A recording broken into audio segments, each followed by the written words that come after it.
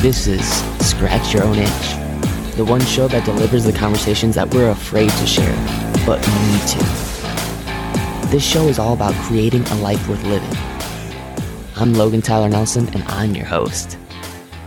So, you're going to hear conversations with creators and entrepreneurs talk about what they do, their current and past traumas, how they became who they are, and what they are truly curious about. This is the show where we talk about the things we think about a lot, but need to talk about more. Please take note that this show is not a substitute for actually creating a life worth living, because this show will stir your beliefs, make you question what it means to create a life worth living. So my promise to you is to always give you one question to answer for yourself today to start turning your dreams into a reality.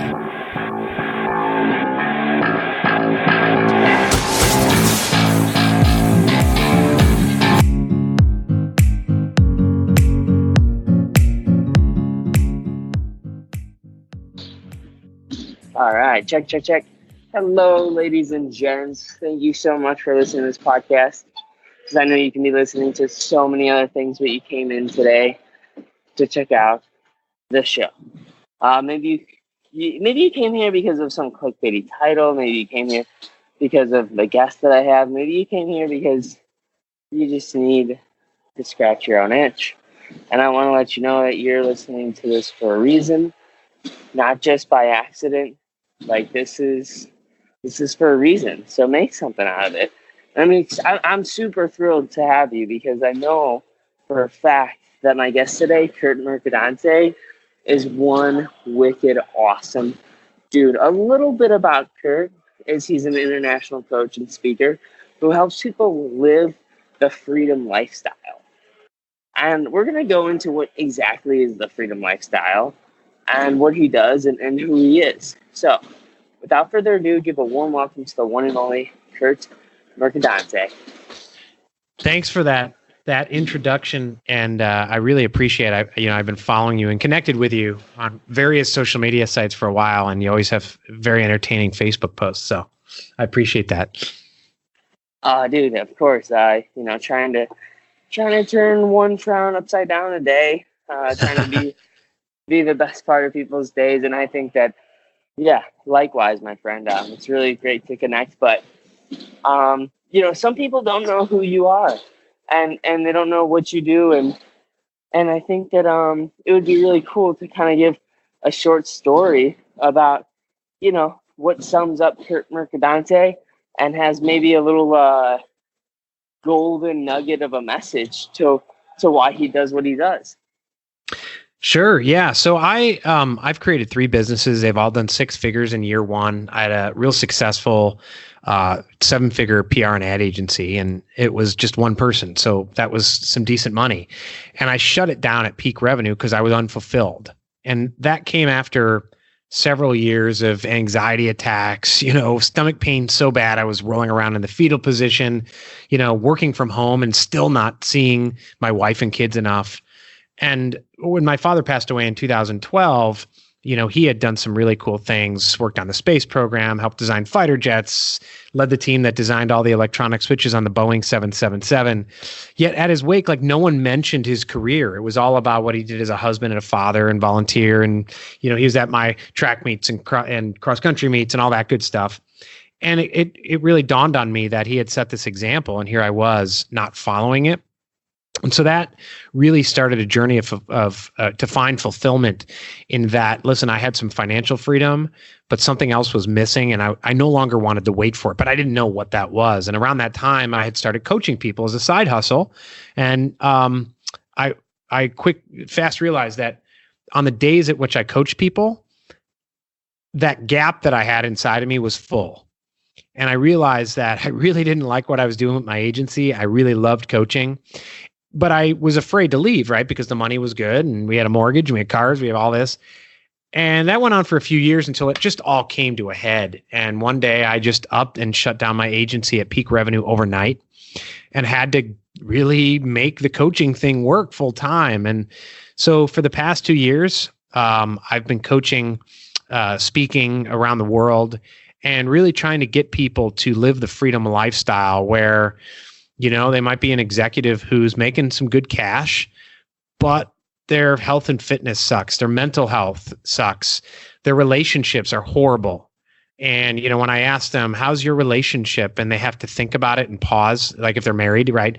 They have to pause for even a split second. That says everything, right? How's your health and fitness? How's this? My mom tells me a story about how my dad was so wrapped up in work in the launch of the first digital sewing machine that he missed my birth and wasn't there for it.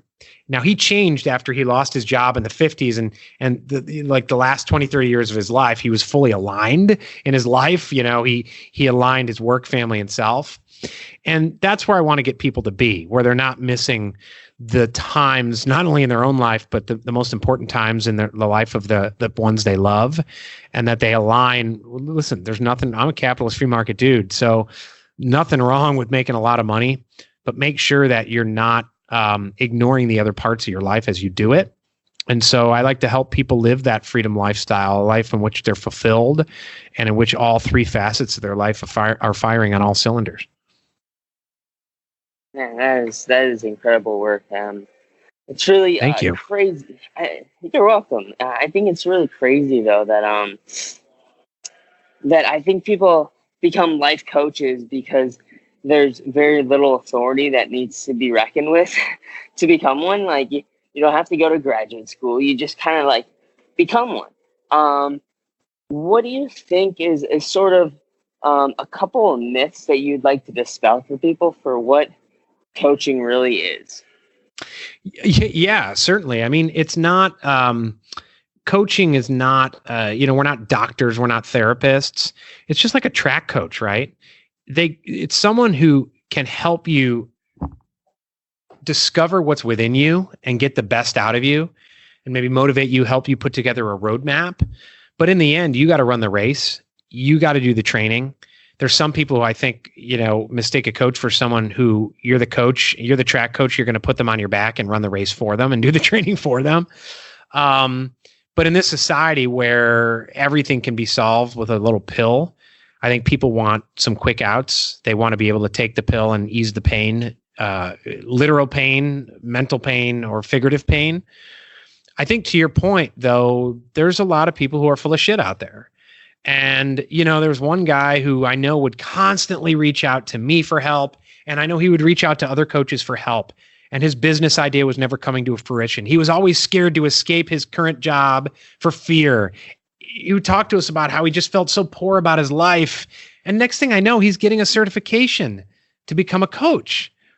And I think that shows you that, listen, I have a certification from Gallup, but in the end, it shows you that certifications aren't worth the paper they're printed on, much like a college degree. And so you have to find a coach that not only has experience doing some of the things that you would like to do, and there's limits to that too, right? Because are you going to limit your oncologists to people who have either had or died of cancer? Of course not, right? But you want them to have some training. You don't want to have their first surgery on your brain or that you ever have done be the first surgery they've ever done in their entire life. But you also want to find out their kind of their style, their personality, and see if it clicks. That's extremely important. There's people who I know are just not going to be a good fit for me, and so they refer them to others. My coach is Fraser Cameron. He doesn't have a certification, and he's fundamentally helped change my life. I do have a certification. Could I do what I do without the certification? You bet. I mean, 90% of what I do is stuff I've learned over the years through building my business and through trial and error and kind of overcoming some of the things that I went through. So it's just like anything else. A college degree does not guarantee, and I think a lot of employers are realizing this, and a lot of people with college degrees realize this, that you have a piece of paper and you come in and you don't know how to wipe your ass. Like, okay, there's limits of the paper. I can't believe it, man. Like, I love how real and raw you are right now, which is really like what my audience loves and what I love. And I mean, I'm being selfish because really, I'm curious about like the process of coaching. But even more so, I think that what you said that really stuck out to me is like, if you hire a coach and you're kind of overweight, which I'll use the analogy of an overweight person with the mind. If your mind is overweight and you got some stuff that you got to figure out, that stuff's not going to fix on its own, and you're not going to just lose weight by hiring someone. You actually got to do the work. Right. You actually got to go to the gym. You got to do the mental exercises that Curt may prescribe.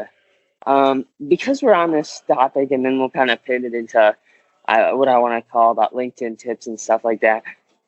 What is one exercise or piece of homework that you'd like to kind of give somebody to maybe do that mental exercise and, gain some clarity or something?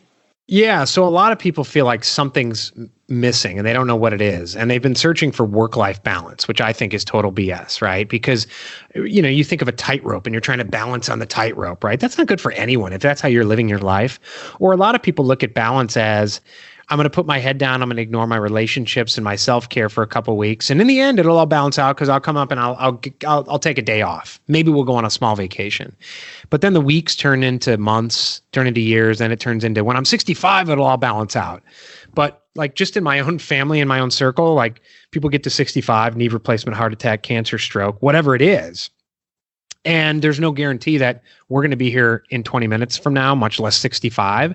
So they're constantly waiting in the name of balance. And so the key is alignment, and it's aligning your family, self, and work in a way that works for you. So one tip that I have is draw a circle in a piece of paper. That's going to be a pizza pie. And the pie is going to have 3 pieces, 1 slice for family, 1 slice for self, 1 slice for work.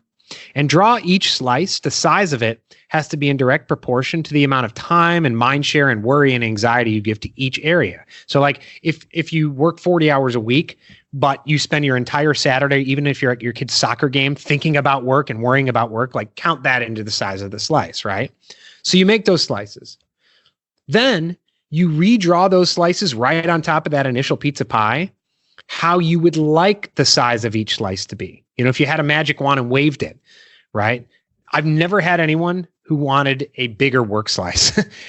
I've never had anyone who needed a smaller self slice. Usually that's where their work's too big. I've had some moms that I've worked with who quite honestly needed to make the family slice smaller. But it has to be in a way that works for you. And when I first started doing this, I thought, well, it's so simplistic. People are just going to, they're going to know the answer. The process of drawing it has so many people they draw and they're like, oh my gosh, this is horrible. Oh my gosh, I'm so far off. Because if you do it honestly with yourself and you give you permission to actually look at, and define what you want your life to look at, like, you see that gap in some of those slices and you can determine what areas of your life need better alignment and then start the process of, all right, what does that look like and how do I get there and reverse engineer it to today? Dude, I'm so wicked pumped about this little exercise. Which I love it because it is so simple but so perplexed at the same time. And I'd even love to maybe start a little like I don't know, viral thing going into it. Is because we're gonna go into LinkedIn tips. Because some people just don't know when to post. People don't know what to post. Maybe post this. Post this. I think LinkedIn loves vulnerability, and I don't know. Maybe I'm wrong about that, but yeah. So I actually have a link I'll send to you, and I don't know if you post stuff in the show notes, but it's curtmercadante.com/work-life-balance. I'll send it to you. We've had almost 300 downloads of the pizza pie activity in the last 2 weeks. So I have a link to it, and I'll send it to you. I'll shoot it to you when we're off. And share away, please. Cool. And I'll make it super simple. My friends that are tuning in can just do a click of the finger and get registered with that right away. So going into LinkedIn, I'd love to go kind of like an average day of Curt Mercadante's use of LinkedIn and what he's kind of learned, that what works, what doesn't work. Yeah, so it's a moving target. And when I first started and went into coaching, I tried, what everyone says you're supposed to do. I did a webinar and a Facebook ads and I wasted a ton of money and didn't get it going. And I went back to first principles and I'm like, I'm just going to do a video every single day. So I started posting it everywhere for 90 days. And the only place I got traction was LinkedIn.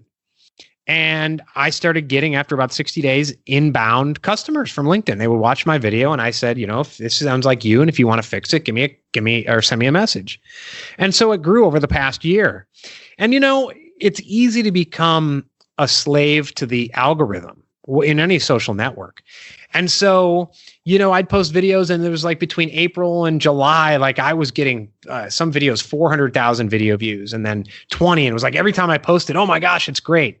And next thing I know, it's down to 200. But then it's back to 20,000, and then it's down, and I know a lot of people who spend their days trying to beat the algorithm, and we're going to hop in pods and we're going to do this. And I got caught up in that. And last fall, I declared my LinkedIn freedom, and I said, screw that. I'm going to have $1 million coaching business. We're not going to be screwing around with algorithms, right? And so we post when we want to post. Everyone says only post once a day. Well, we have different company pages. Now we're posting 4 times a day. We're having fun with it. We want to share a message. We're sharing it. Sometimes they get 100 views. Sometimes they get 20,000 views. But try not to get obsessive about it. I have people that I've brought on. When you're building a business, one of the number one things you have to do is outsource, delegate. So I have people who help me edit my videos, post my content, do those types of things, because that's exactly the lesson advice that I would give an entrepreneur hiring me. Outsource and delegate. And so I want to set a good example there. Yeah, man, I really love that a lot. I really, really love that. It's funny because I think that I love that you know your expertise, and then you go for it, and then you sort of on the side delegate right away. Sorry, I got this person that's playing something in the background. Ladies and gents, this is happening in real time. One of my non-negotiables is working out, and I will even do a Skype interview while I work out. Total transparency. Nice. One thing that I got to get back on track though with is that you just have fun with it. That's the main thing. And I think so many businesses nowadays, they do think that like just because they're on there for 2 days that they're going to receive all this notoriety and influence.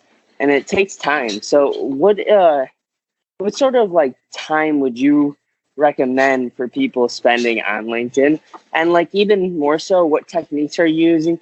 Are you tagging people? Are you liking on other people's content? What are you kind of doing a day in the life of Curt Mercadante? Yeah, I mean, I used to spend a lot of time on LinkedIn, and I know people get LinkedIn burnout because they're constantly on there, they're sharing, they're tagging, they're all doing all that.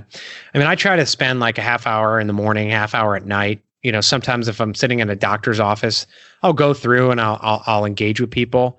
I think engagement is key. I think, stepping back, consistency is key, consistency over intensity, because there's a lot of people who they post 4 videos and they're like, it didn't work. And then they're gone.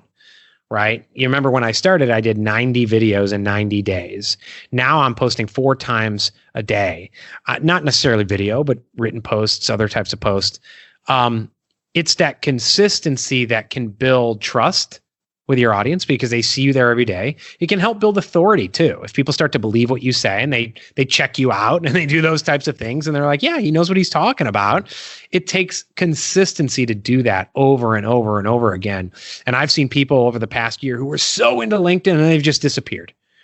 And so sometimes it's a war of attrition a little bit, but you shouldn't spend too much time on it, right? I mean, I think with all social media, there's studies now showing that, spending so much time on your Facebook feed or whatever can cause depression, can mimic signs of ADHD and those types of things. And so limiting it and focusing on what's possible, that's true productivity overall.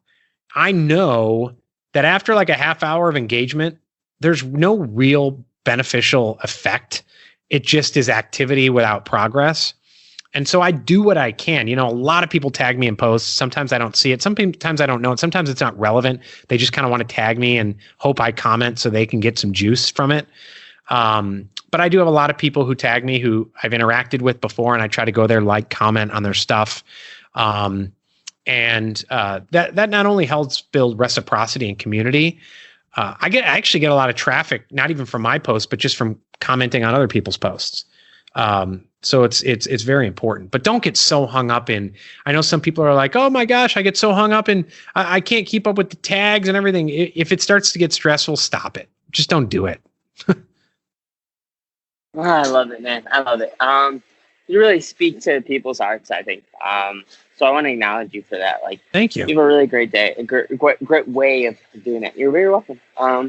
So I want to kind of like round it out with some few questions that I think would be pretty cool, because I think it would just help people in a few ways to really break themselves open, and that's what we're here for. Like really, like how can you get to the next level? So the first question is, what's your favorite book, Curt, and why?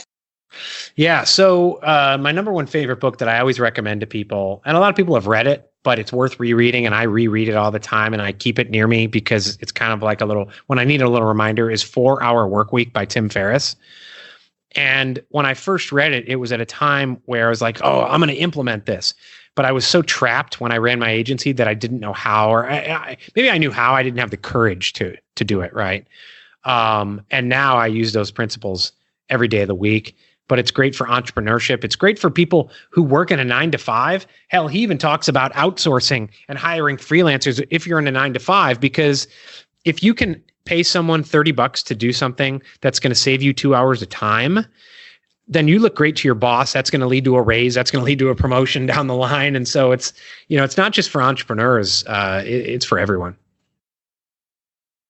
Oh man, I love that. Oh God, dude, I love that. Yeah, if you start to kind of get where Curt's content is going, is he really does live the freedom lifestyle. Like, I mean, I listened to an interview with you last night, and you're like, yeah, people ask me like why I only work 3 hours a day or how I even do it. And it's because I want to be with my family. I want to do stuff that I actually love doing. And I want to be able to also do stuff that's fulfilling. But I don't, one thing that I think that you said that was really cool is you don't run by your schedule, but you don't actually, you don't prioritize your schedule. You schedule your priorities. And I was like, oh man, fist bump virtually.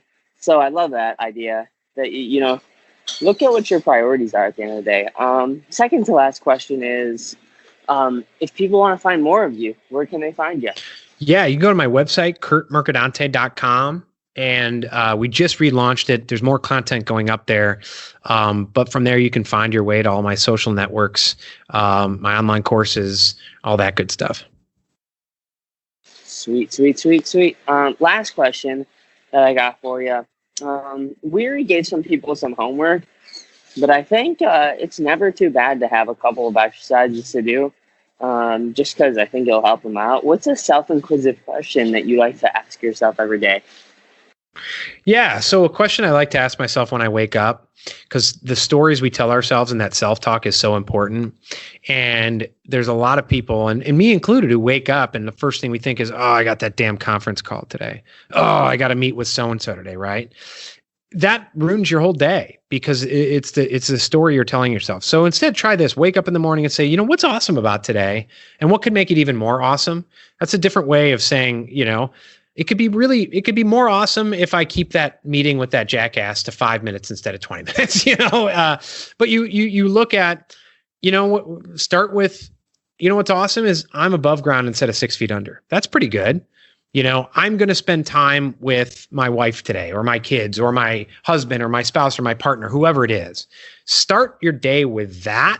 And yes, it's gratitude, but it's also like, what could be even more awesome with it? And it works for me. And I know my clients, I've gotten some great feedback from them on that. That's wicked awesome. That is so cool. And I would love to have technology work for you instead of against you with this. And by simply setting an alarm that has a reminder, like, what is good for your life today? Or what are you looking forward to, and it'll remind you that. So yeah, definitely take advantage of that. Thank you, Curt, so much for coming on today, man. I really appreciate it. Like this talk has just been so rich. And I can't wait until people listen to it. And please, if you do listen to this, please subscribe. Please share it with somebody if you found it inspirational at all. I know I found it inspirational, but at the end of the day, my absolute worst fear is that you just found this inspirational and you're not actually doing anything with it. So please, please, please listen to Curt. I mean, this guy charges a ton for what he does. So you're getting some real juice for free. And when you actually put in the work, that's when you'll see signs of change in your life. So Curt, the floor is yours, man. I want to just give it to you to say the last words if you want to say anything else. Yeah, no, I appreciate your kind words. And I if I had to leave it with anyone, it's what you said is you can be inspired, but not follow up with it and not do the work. And you have to realize that that's on you. If you don't do the work, then it's a self-fulfilling prophecy that your life is something you're just defaulted into instead of realizing that it's a choice. But, with choice comes responsibility to actually do the work, to make it happen, to reverse engineer that lifestyle you actually want and start making better choices today, because there is no easy button for life. As much as we want a drug to make our life better, an easy button to make our life better, whatever, you got to put in the work. So inspiration is great, but action added to that inspiration is much better. Oh man, that I want to record that and put in my intro. I love it. Awesome. All right. Well, until next time, Curt, I will let you go. Stop the recording. There'll be girls across the nation that'll eat this up. Babe, I know that it's your soul, but could you bottle it up? Get down to the heart of it. No, it's my heart. Your shit out of your luck. Don't make me tell you again. Woo! Love, love, love. Hey. Oh, wow. You made it to the very end of the show. Thank you so much for tuning in for another episode of Scratch Your Own Itch with your host, Logan Tyler Nelson. To make it to the end? Gosh, that doesn't happen very much nowadays. I mean, especially with the constant distraction. So, I appreciate all of the efforts that you just took out of your day to make it to the end. And if you hit that subscribe button and leave a review, you would have no idea what that would mean to me. So thank you so much for taking the time to hit that subscribe button. And if you leave a review, check it out. Just screenshot it, send it to me, and I'd love to host your review out on the show. But don't ever forget, like I say, you matter and you're enough. Love is the main reason for how all this happened. Love for all my fans, love for all the shows. Got love for all my memories, no matter where I go. Even if I'm out to nothing, I know there's always something. It's not a fitness test, but it'll always